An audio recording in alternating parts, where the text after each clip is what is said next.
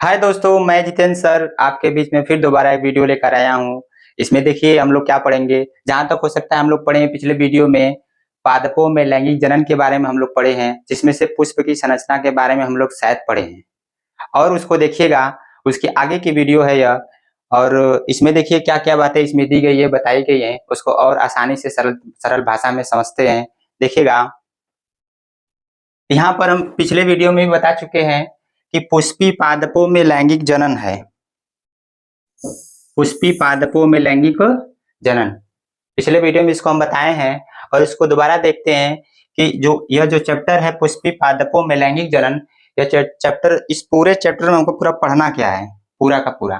तो इस पूरे चैप्टर में वही बातें बताई इस टॉपिक में। देखिए यहाँ पर जो बताया गया है, लिखा गया सारी, यहाँ पर जो कंटेंट है, तो उसमें देखिए कि पूरी बातें जो भी बताई गई है वो बताई गई है कि जिस इस पूरे चैप्टर हमको क्या क्या पढ़ना है। तो इसमें देखिएगा, पहली बात यही है कि जब स्टार्ट करते हैं इस चैप्टर को तो आती है बात पुष्प की संरचना के बारे में। और ये पुष्प की संरचना हम आपको पहले वीडियो में एकदम सरल भाषा में बता चुके हैं। और उसको दोबारा देखते हैं कि यहाँ पर जो पुष्प की संरचना है, जो पुष्प की संरचना है, इसको पीछे पढ़े हैं। अब उस पुष्प की संरचना में भी हम आपको बताए हैं कि उस पुष्प की जो संरचना होती है उसमें दो भाग होते हैं, एक नर जनन अंग होता है और एक होता है मादा जनन अंग। यानी एक नर जनन अंग और दूसरा होता है मादा जनन अंग। और यह जो नर जनन अंग होता है, अगर देखा जाए तो यह कहाँ पाया जाता है, तो यह लघु बीजाणु धानी में पाया जाता है। किसमें पाया जाता है? लघु बीजाणु धानी में पाया जाता है। जैसे कह सकते हैं कि जो नर जनन अंग होते हैं उनका स्थान कहाँ पर होता है, तो वह होती है लघु बीजाणु धानी होती है। और जो लघु बीजाणु धानी होती है, तो लघु बीजाणु धानी में क्या होता है कि यह धीरे धीरे धीरे जो लघु बीजाणु धानी होती है, इसमें कुछ क्रियाएं होती है। लघु बीजाणु धानी जो संरचना यहाँ पर बताई गई है, देख सकते हैं यहाँ पर लघु बीजाणु धानी जो संरचना हमारी दिख रही है। तो लघु बीजाणु धानी जो संरचनाएं होती है उसमें कहीं ना कहीं देखते हैं कि कुछ प्रक्रियाएं होती है। यहाँ पर देखिए लिखा गया प्रक्रिया। तो लघु बीजाणु धानी आगे प्रक्रिया करती है, तो जैसे ही प्रक्रिया करती है मतलब क्रिया करती है, तो क्रिया करने के बाद क्या बनाती है? लघु बीजाणु जनन की क्रिया होती है। यानी कह सकते हैं कि जो नर जनन अंग का स्थान होता है वह हमारा कहाँ होता है? लघु बीजाणु धानी होती है। इसमें होती है लघु बीजाणु धानी होती है। और यह जो लघु बीजाणु धानी होती है और ये कहीं ना कहीं क्या करते हैं, आगे क्रिया करती है। और जैसे ही क्रिया करती है तो क्रिया करने के बाद यहाँ पर देख सकते हैं, यानी यह क्रिया करती है और जैसे ही क्रिया करती है तो क्रिया करने के बाद हमारा क्या बनता है? परागकण का निर्माण होता है। क्या होता है? परागकण का निर्माण होता है। मतलब टोटल बात यह अगर बोले इसको, तो जो नर जनन अंग होता है उनका स्थान कहाँ होता है? तो स्थान होता है लघु बीजाणु धानी होता है। ठीक है।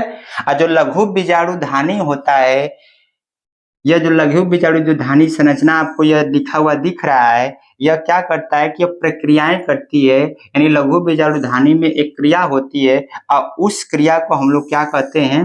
लघु बीजाणु जनन कहते हैं।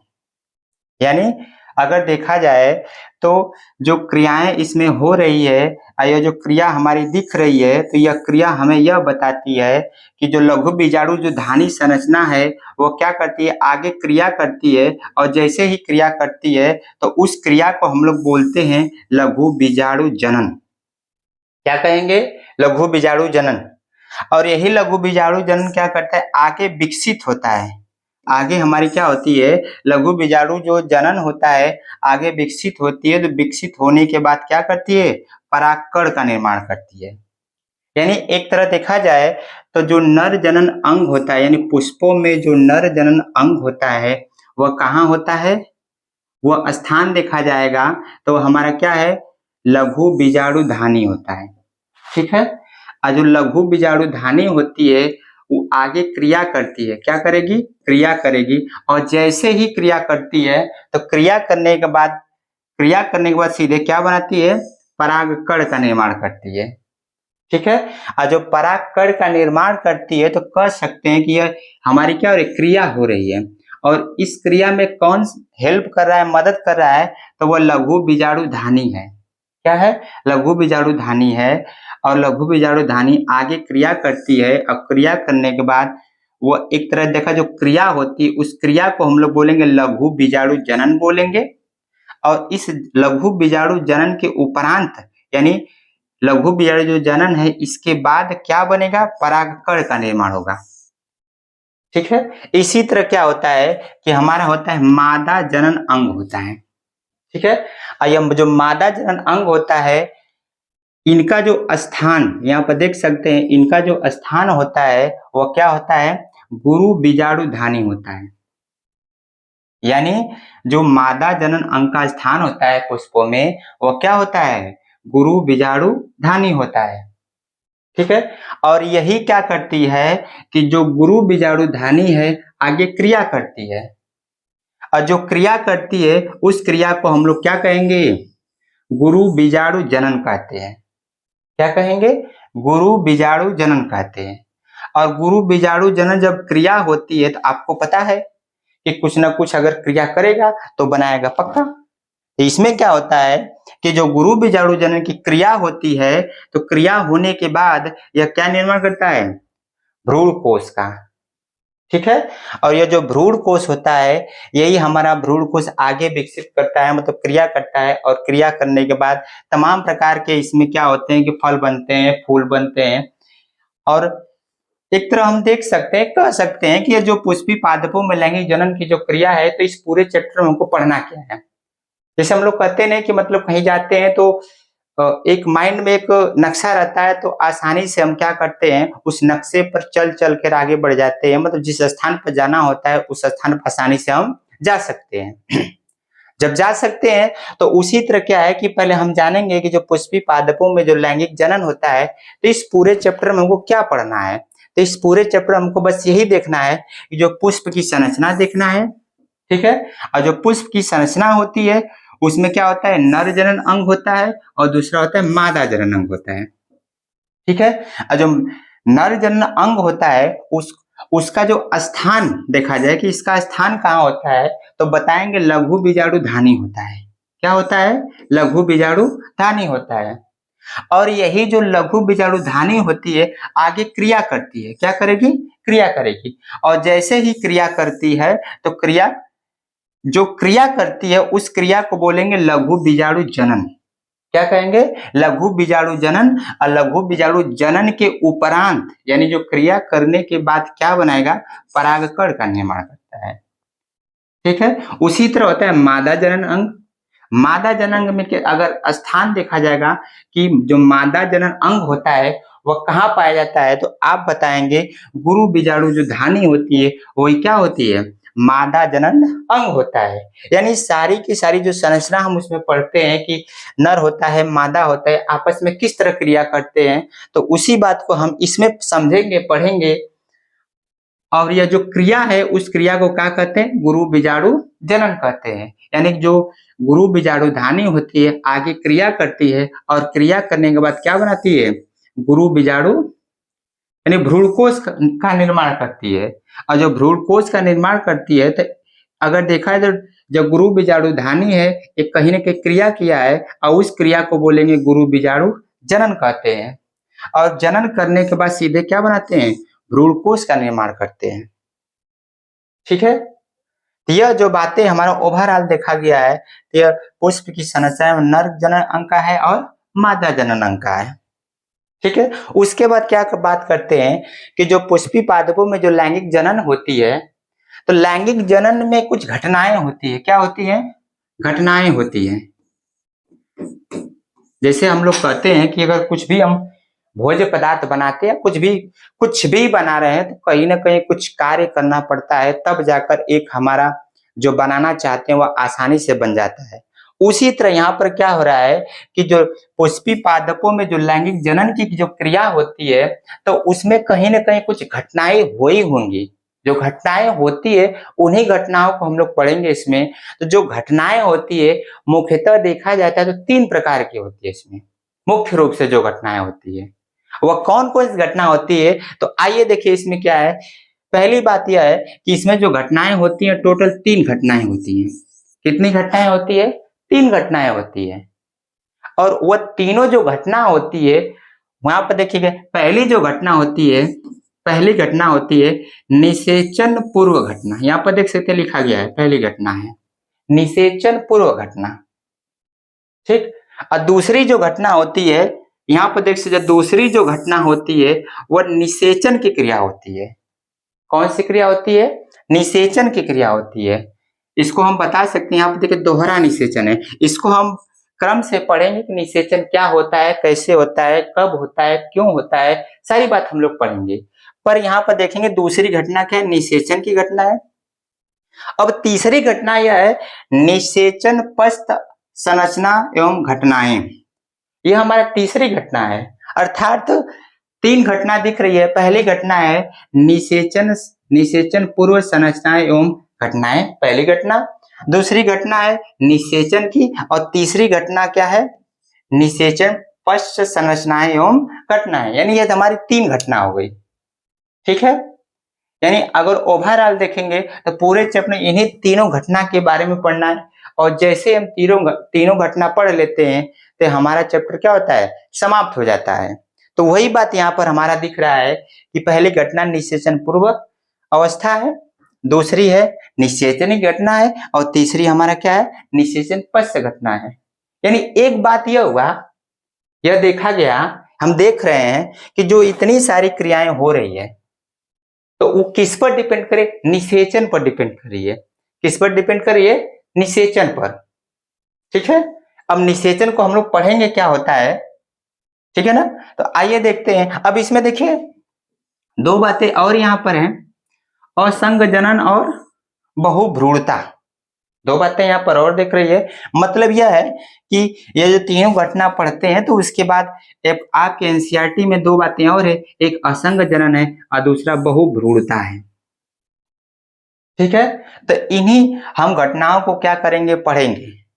तो आइए देखते हैं। यहाँ पर बोले पुष्प की संरचना, हम आपको पहले वीडियो में बता चुके हैं कि पुष्प की संरचना में नर स्थान और मादा स्थान कहाँ पर कैसे कैसे होता है, ठीक है। देखते हैं। यानी जो पुष्प की जो संरचना होती है तो हम आपको बता चुके हैं, ध्यान से देखिएगा। यहाँ पर देखिए पुष्प की जो संरचना है पीछे भी हम बता चुके हैं, और हम आपको ओवरऑल बताए हैं कि हमको पूरे चैप्टर में पढ़ना क्या है। तो पहली बात है ये पुष्प की संरचना, और इसको हम बता चुके हैं आपको पहले वीडियो में। तो एक बार समराइज कर देते हैं कि जो पुष्प की जो संरचना होती है उसमें क्या कैसे कैसे होता है।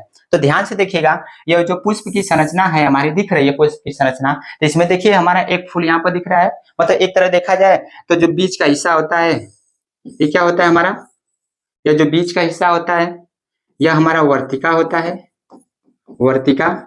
और जो दूसरा यह होता है यह होता है वर्तिकाग्र, यह दूसरा है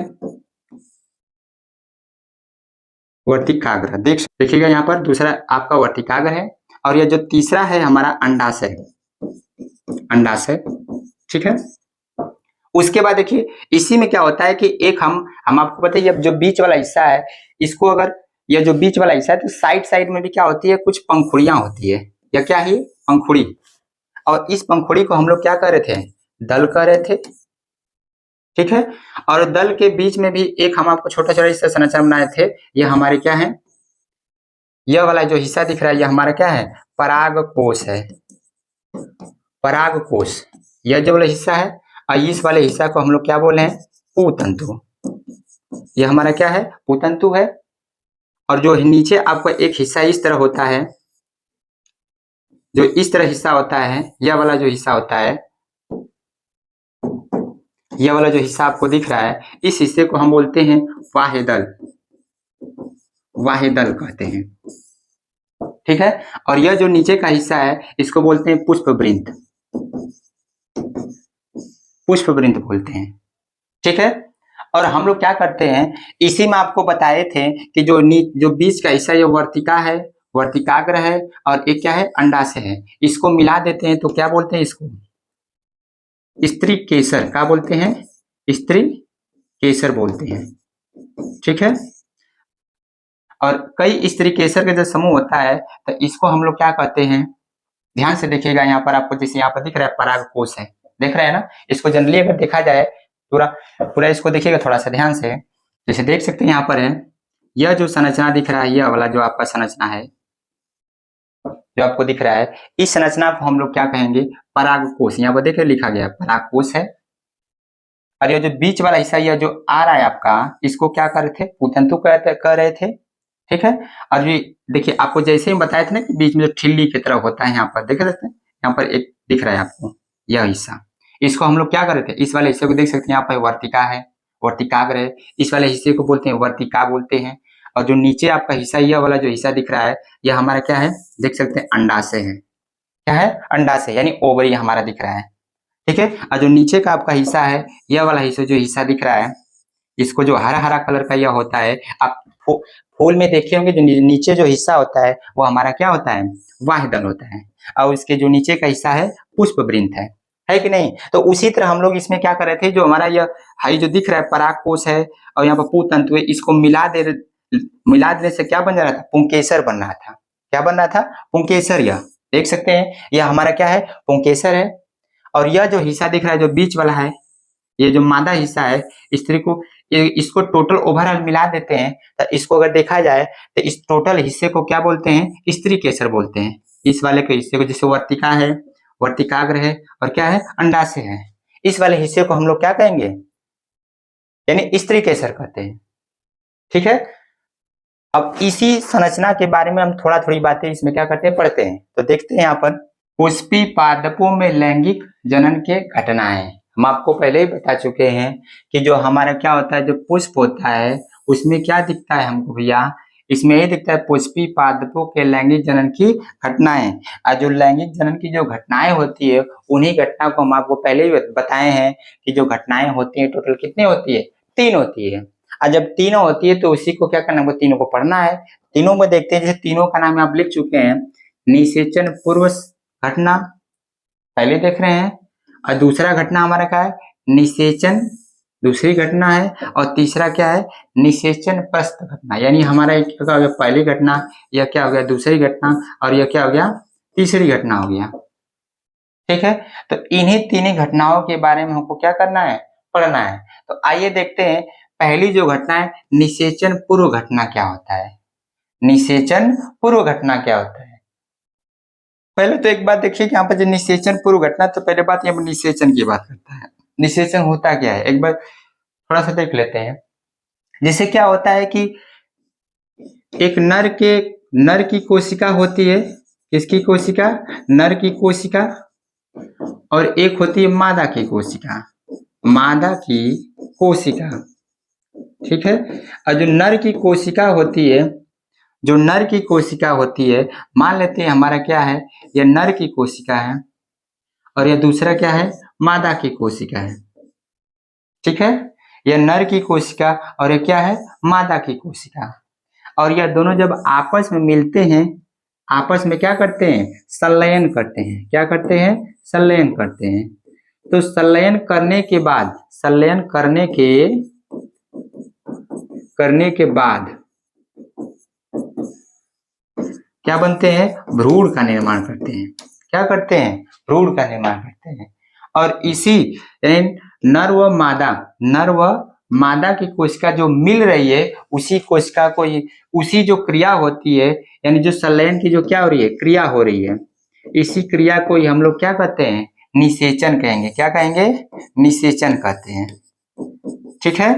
यानी ये जो क्रिया हो रही है, इसी क्रिया को क्या कहते हैं? निषेचन कहते हैं, ठीक है ना। तो इसी जो निषेचन हो रहा है, तो इसके पहले तो हम जानेंगे, अभी तो डायरेक्ट बनाएंगे नहीं, डायरेक्ट तो क्रिया कराना है नहीं, पहले जानेंगे कि जो निषेचन पूर्व घटना है, उसमें कौन कौन सी घटनाएं होती है। उन्हीं घटना के बारे में हम लोग ध्यान से समझेंगे। देखिएगा यहाँ पर, देखिए तो निषेचन पूर्व घटना आपको यहाँ पर देख सकते हैं। निषेचन पूर्व घटना दिख रहा है ना। तो निषेचन पूर्व घटना में क्या होता है? पहली बात तो ये निषेचन पूर्व घटना में क्या है, तो पहले देखिए हमको निषेचन पूर्व घटना में निषेचन होने से पहले पूरी घटना पढ़ना है। तो निषेचन होने से पहले जब पूरी घटना पढ़ना है, तो मतलब कि क्या क्या उसमें उस घटना में हो सकता है। तो पहली बात यही होती है कि इसमें क्या होता है कि जो फूल होते हैं, फूल में क्या देखते हैं? यानी नर देखते हैं, और क्या देखते हैं? मादा देखते हैं, यही देखते हैं। तो अब नर की पूरी घटना पढ़ते हैं, उसके बाद मादा की पूरी घटना पढ़ेंगे, ठीक है ना। अब नर में हम आपको बताए थे कि क्या होते हैं, पराग कोष होते हैं, पराग कोष होते हैं, बताए थे, है कि नहीं। इसमें क्या होता है, जो मादा होता है इसमें क्या होता है, जायांग होता है। ओवरऑल पूरा मिलाएंगे तो क्या कहेंगे, जायांग कहते हैं। तो पहले तो पढ़ेंगे हम लोग किसकी घटना, नर की। नर में जितने भाग आपको दिखते हैं, यानी देखिए निषेचन जो पूर्व घटना है, निषेचन पूर्व घटना में हम लोग देखेंगे नर का अंग देखेंगे, यानी उसके बारे में जानेंगे, उसके बाद मादा के बारे में जानेंगे। तो देखिए यहाँ पर क्या है, पहली बात यही है कि नर के ही बारे में हम लोग यहाँ पर सीखते हैं। यहाँ पर जैसे देखिएगा ध्यान से, देखिएगा यहाँ पर पहले देखिए पराग कोष हमारा क्या है, पराग कोष है। जब पराग कोष ये दिख रहा है, यानी जो फूल में इस तरह संरचना आपको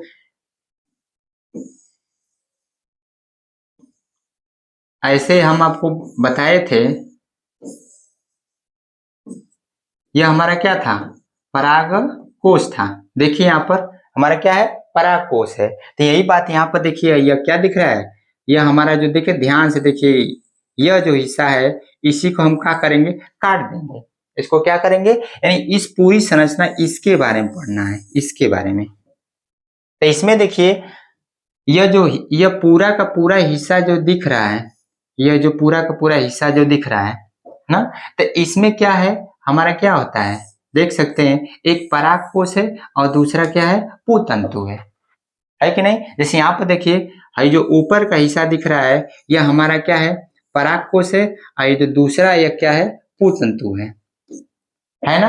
यानी पराग कोष व पुतंतु, तो इन्हीं पराग कोष व पुतंतु के बारे में जानेंगे। तो देखिएगा जो पुतंतु है, इसमें ध्यान से देखिएगा, जो पुतंतु है यानी पराग कोष के जो नीचे की यह जो स्ट्रक्चर दिख रहा है आपको, यह क्या है, एक लंबी पतली धागे नुमा संरचना। कैसी संरचना है, यह धागे नुमा संरचना है, यानी एक तरह धागे की तरह यह संरचना है, ठीक है ना। तो धागे की जो संरचना है इसी को हम लोग क्या कहेंगे, पुतंतु कहेंगे। एकदम पतली डोरा मतीन है, ठीक है ना। और यह जो पतला आपको दिख रहा है, तो एक तरह ये क्या करता है कि इसको अगर देखा जाए, इसके ऊपर इसके सर पर, जैसे हम लोग के खोपड़ी ऊपर है ना, सर पर, यानी कह सकते धड़ पर, तो हम क्या करते हैं कि हमारा जो यह हिस्सा दिख रहा है यह क्या है, पराग कोष है। और यही जो पराग कोष है इसी को हम देखते हैं कि पराग कोष में क्या कैसे सब कुछ होता है, क्योंकि हमको इन्हीं संरचना के बारे में ही पढ़ना है। तो इसमें देखिए हम आपको बताते हैं कि इसमें देखिए जो पराग कोष यह होता है हमारा क्या है, एक तरह यह क्या है, यह क्या है, पराग कोष है, ठीक है ना। और इस जो पराग कोष होता है, इस पराग कोष में क्या होते हैं कि दो भाग होते हैं। कितने भाग होते हैं, दो। इस तरह एक भाग यह हो गया और एक भाग यह हो गया। टोटल कितने भाग होते हैं, दो भाग। और ये जो दोनों भाग दिख रहा है इसी भाग को हम लोग क्या कहते हैं, पाली कहते हैं। क्या कहेंगे, पाली कहेंगे। यह जो एक हिस्सा यह दिख रहा है और दूसरा हिस्सा यह दिख रहा है, कितने हिस्से हो गए, दो हिस्से। तो यह जो पहला हिस्सा है इस वाले हिस्से को क्या कहेंगे, पाली कहेंगे, और इस वाले हिस्से को भी हम लोग क्या कहेंगे, पाली कहेंगे। यानी एक परागकोश के अंदर कितने स्थान होते हैं, दो होते हैं। कितने होते हैं, दो होते हैं। और जो दोनों होते हैं उसी को हम लोग क्या कहते हैं, पाली कहते हैं। एक यह वाला और एक यह वाला, यानी एक यह पहला, एक क्या है, दूसरा है, ठीक है ना। और इसमें क्या होता है, जो प्रत्येक पाली होता है जो प्रत्येक हमारा जो क्या दिख रहा है, यह पाली दिख रहा है, एक पाली यह, एक पाली यह। तो इस पाली में क्या होते हैं कि दो दो भाग होते हैं। कितने कितने भाग होते हैं, दो दो भाग होते हैं। एक भाग यह हो गया, यानी एक पाली में देखिएगा यह एक पाली है तो एक भाग यह हो गया, एक भाग यह हो गया, दो भाग हो गए। इसी तरह का इसमें भी क्या है, एक भाग यह हो गया, एक भाग यह हो गया। यानी एक तरह हम बात करते हैं कि जो पराग कोष होते हैं, पराग कोष में दो पाली होते हैं। कितने पाली होते हैं, दो पाली होते हैं, ठीक है। आज जो दो पाली होते हैं तो बीच उस इसको हम क्या करेंगे, इसको अलग अलग करेंगे। तो हर पाली में आपको क्या दिखेगा, हर पाली में आपको कोष्ठ दिखेंगे। क्या दिखेंगे? छोटे छोटे कोष्ठ दिखते हैं। देख सकते हैं यहाँ पर। और जो कोष्ठ यहाँ पर देखिएगा, इसी कोष्ठ प्रत्येक पाली में दो दो कोष्ठ होते हैं। यानी एक परागकोश में हमारा क्या है, एक परागकोश में दो पाली होते हैं और प्रत्येक पाली में दो दो कोष्ठ है। एक दो, एक पाली हो गया, इसमें दो कोष्ठ, एक दो, दो कोष्ठ, इन देखिए दो कोष्ठ हो गया। ठीक है ना। और यही जो कोष्ठ होता है, यह जो कोष्ठ दिख रहा है, ठीक है ना, इसी कोष्ठ को ही हम लोग क्या कहते हैं? लघु बीजाणु धानी कहते हैं। क्या कहते हैं? लघु बीजाणु धानी कहते हैं। यहाँ पर देखिएगा, कोष्ठ को ही लघु बीजाणु धानी या पराग धानी या सूक्ष्म बीजाणु धानी कहते हैं। यानी हम क्या कह सकते हैं कि जो हमारा यह कोष्ठ दिख रहा है, यह जो कोष्ठ दिख रहा है, इसमें टोटल कितने भाग हुए हैं? तो एक हमारा क्या है, एक दो तीन चार, यानी परागकोश में तीन भाग हुए, यानी चार कोष्ठ हो गए। और उन चारों कोष्ठ का नाम क्या क्या हो सकता है? देखिए, लघु बीजाणु धानी आप बोले उसको, चाहे आप उसको पराग धानी कहें, चाहे उसको सूक्ष्म बीजाणु धानी कहें। कितने नाम हो गए? तीन नाम हो गए। एक को बोलेंगे लघु बीजाणु धानी, और दूसरे को पराग धानी, और तीसरे को सूक्ष्म बीजाणु धानी। ठीक है ना। और इन्हीं लघु बीजाणु धानी, पराग धानी और सूक्ष्म बीजाणु धानी के बारे में और डिटेल से पढ़ेंगे, इसके अंदर जाएंगे। क्योंकि जब तक इसके अंदर हम लोग नहीं जाएंगे तब तक हम आसानी से नहीं जान पाएंगे कि जो यह संरचना है इसमें हमको कैसे कैसे क्या क्या पढ़ना है। क्योंकि हम जानते हैं कि जो नर की जो कोशिका होती है वो कहीं ना कहीं उसका स्थान होता होगा, वह बनती होगी, वह क्रिया होती होगी। उसी क्रियाओं के बारे में जब पढ़ना है तो पहले तो उस स्थान को पहचानेंगे कि वह स्थान कहाँ कहाँ पर कैसे कैसे क्या क्या होता है। तो पहला हम स्टार्टिंग चरण ही बताएंगे, जो परागकोश है। पहला क्या है? परागकोश है। ठीक है। और परागकोश में कितने पाली होते हैं? दो पाली होते हैं। अब प्रत्येक पाली में कितने कोष्ठ होते हैं? दो दो कोष्ठ होते हैं। यानी सब मिला जब बात करते हैं तो परागकोश में, यह जो परागकोश है, कितने टोटल कोष्ठ हो गए? चार कोष्ठ हो गए। कितने कोष्ठ हो गए? चार कोष्ठ। यानी आप इसको ध्यान अपने माइंड में रखेंगे कि यह जो परागकोश है इसमें कितने टोटल कोष्ठ है? चार कोष्ठ है। परीक्षाओं में एग्जाम में यह देता है कि कुछ लोग इसमें क्या करते हैं कि भूल जाते हैं, इसको भूल जाते हैं। और यह जो यहाँ पे देखिए पाली लिखे हैं और यह क्या लिखे हैं? कोष्ठ लिखे हैं। तो पाली और कोष्ठ के अंतर को नहीं समझ पाते हैं। यानी जो पाली हो गया, पाली के अंदर क्या होते हैं? कोष्ठ होते हैं। बात समझ में आया क्या? और यह हमारा क्या है? पराग। यानी यह पूरा पूरा देखेंगे तो यह संरचना जो क्या है, ये हमारे इसको मिला देंगे तो इसको हम लोग क्या कह रहे थे? याद होगा आपको। यानी इसको हम लोग पुमंग कह रहे थे। क्या कह रहे थे? पुमंग, यही बोल रहे थे। और एक तरह इसको और छोटा करेंगे तो इसको क्या कहेंगे? पुमंग को और छोटा करते हैं तो इसको बोलते हैं पुंकेसर। क्या कहेंगे? पुंकेसर कहेंगे। ठीक है ना। इन्हीं के बारे में हम लोग क्या करते हैं और पढ़ते हैं। ध्यान से देखिएगा, देखिएगा। जैसे हम लोग क्या करते हैं कि जो परागकोश था हमारा, क्या था? परागकोश था। तो परागकोश एक तरफ पूरा जनरली देखा जाए तो परागकोश जनरली देखते हैं हम लोग तो हमारी के इस तरह थी संरचना, इसी तरह थी परागकोश। ठीक है ना। और यह परागकोश में क्या थे? पाली थे, दो पाली थे। अब हम लोग क्या करते हैं कि इस परागकोश को काट देते हैं। क्या करेंगे? काट देंगे। काटेंगे किस तरह? क्षैतिज। किस तरह काटते हैं? क्षैतिज काटते हैं। क्षैतिज मतलब यह है कि जैसे हम लोग क्या करते हैं, जैसे मान लीजिए कि हमारा क्या है, एक लौकी है, ठीक। और इस लौकी को बीच बीच लौकी को क्या करते हैं? काट देते हैं। और जैसे ही काटेंगे तो आपको इस तरह संरचना नजर आएगी। इस तरह देखिए ध्यान से, जैसे यह परागकोश है, इसको जैसे ही काटते हैं तो इस तरह संरचना हमारी क्या होती है? नजर आती है बीच में। देखिएगा, जैसे इसको क्षैतिज काटेंगे यानी इसको बीच से काटते हैं तो हमारी इस तरह संरचना क्या करती है? नजर आती है। ठीक है ना। उन्हीं संरचना के बारे में देखिए ध्यान से, यहाँ पर देख सकते हैं देखिएगा यह हमारा क्या है, यह देखिए, यह देखिएगा, देखिएगा यह पराकोष है। जैसे यहाँ पर देख सकते हैं यह हमारा क्या है, पराकोष है, ठीक है ना। और यह पराकोष को तो कोई ध्यान से देखिए, इसी पराकोष यहाँ बता देखिए पराकोष है। अब इसमें क्या होता है कि बीच में यह जो हिस्सा दिख रहा है, यह जो हिस्सा दिख रहा है, इस वाले को हम लोग क्या कहते हैं, संयोजी ऊतक कहते हैं। क्या कहते हैं, जैसे यहाँ पर देखिए, यहाँ पर देखिए बीच आपको दिख रहा है यह वाला हिस्सा ना, यह वाला जो है, इसको हम लोग क्या कहेंगे, संयोजी ऊतक कहेंगे, ठीक है ना। और यह संयोजी ऊतक जो होता है, यह दोनों पाली को आपस में क्या किया रहता है, जोड़े रहता है। यानी दोनों पाली को संयोजी ऊतक जोड़ता है। क्या करता है, जोड़ता है, ठीक है ना।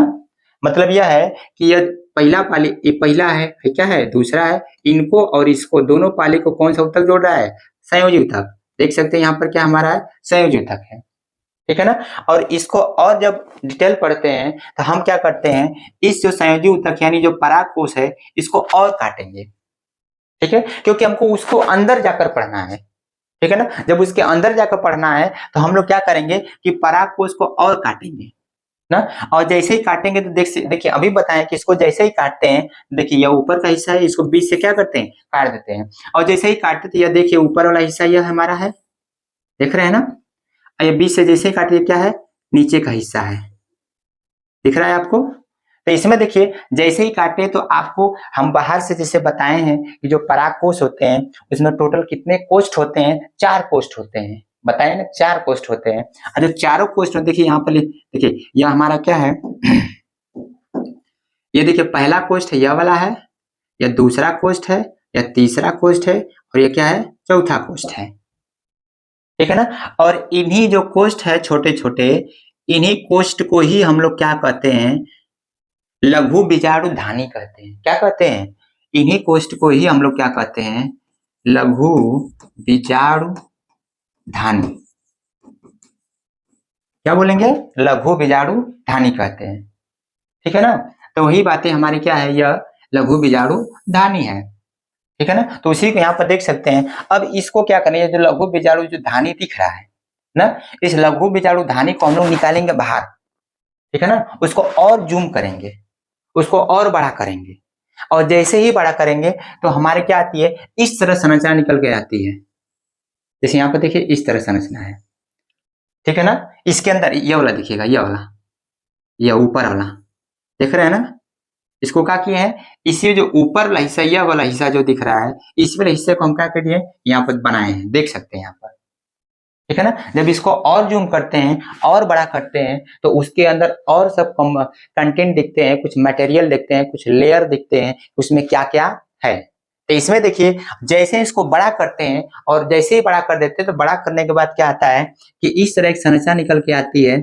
और इस संरचना में कितने लेयर आपको मिलेंगे, देखिएगा इस संरचना में अगर इसको बड़ा कर देते तो 4 परत निकलते हैं, 4 लेयर निकल के आते हैं।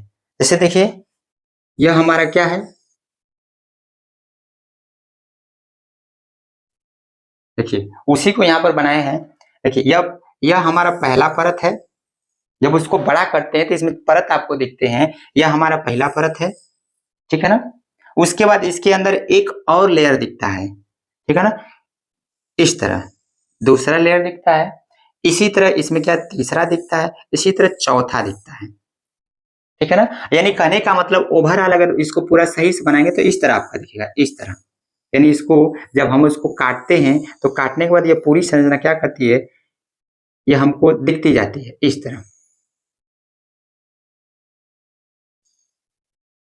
ठीक है, इस तरह देख रहे हैं ना। तो जब इसको जैसे ही काटते हैं तो आपको 4 परत, एक पहला परत दिखता है, दूसरा दिखता है, तीसरा दिखता है, चौथा दिखता है, ठीक है ना। और इसी के अंदर एक ऊतक होता है, एक कोशिका होती है, और इस कोशिका को हम लोग बोलते हैं बीजाणु जनन ऊतक। इसको क्या कहेंगे, बीजाणु जनन ऊतक कहते हैं, ठीक है ना। और ये आपको जो लेयर दिख रहे हैं, चारों परत दिख रहे हैं, तो इस परत को हम लोग बोलेंगे, जो ही पहला ऊपर वाला हिस्सा दिखता है इसको बोलते हैं बाह्य परत। क्या बोलेंगे? बाह्य परत। ठीक है ना। उसके बाद जो बीच का हिस्सा दिख रहा है, या दूसरा वाला जो आपको दूसरा दिख रहा है, इसको बोलेंगे मध्य परत। ठीक है। से आप लोगों ने देखा है निषेचन पूर्व घटना। निषेचन पूर्व घटना में क्या है? परागकोश की बात की गई है, इसकी बात की गई है, परागकोश की बात की गई है। और परागकोश में हम आपको बताएं कितने पाली? 2 पाली हैं। ठीक है ना। तो यह वीडियो यह देखिएगा ध्यान से। ये जो हम आपको वीडियो यहाँ पर दिखा रहे हैं, बना रहे हैं, तो कहीं ना कहीं क्या है कि बातों को समझने के लिए, आप लोगों को आसान करने के लिए एकदम सरल भाषा में यहाँ पर बातें बताई जा रही है। और जो लोग इस वीडियो को ध्यान से देख रहे होंगे उनको यह पक्का बातें समझ में आई होगी कि जो निषेचन पूर्व घटना होती है उसमें किसको पहले पढ़ते हैं? परागकोश की बात करते हैं, परागकण की बात करेंगे इसमें। ठीक है ना।